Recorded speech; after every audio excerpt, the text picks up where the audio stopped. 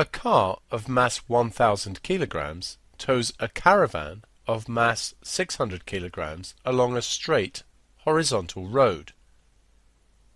The resistances on the car and caravan are proportional to their masses.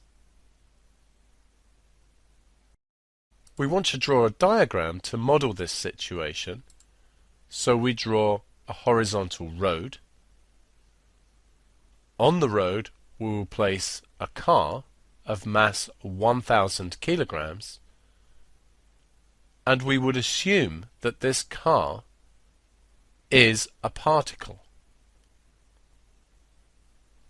The caravan also would be drawn and would also be assumed to be a particle.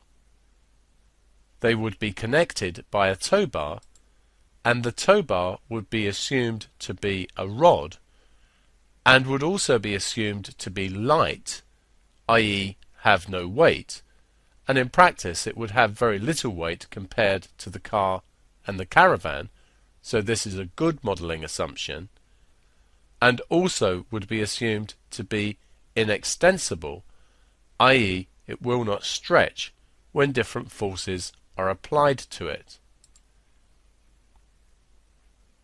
The engine of the car would produce a driving force which we'll call F.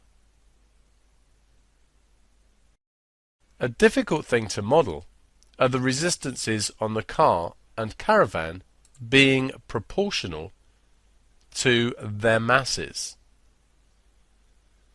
If they're proportional to the masses, then we must have a constant of proportionality. So the resistance on the car would be 1000 K,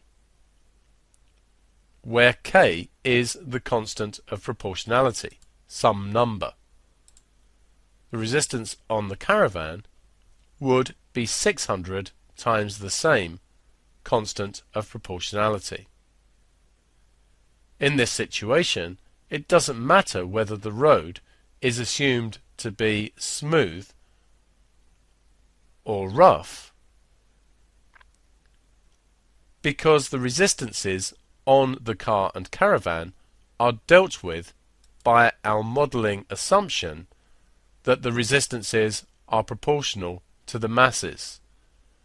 This resistance will include both frictional resistances and air resistance. As mentioned, the tow bar would be assumed to be a rod. Like strings, if they're in tension, the tension can be assumed to work in both directions. Imagine that you and I are both holding the ends of a rope.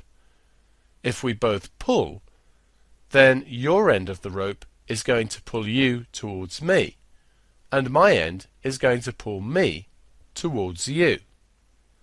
So the tension acts in both directions. Within the rod itself here, the two directions cancel out.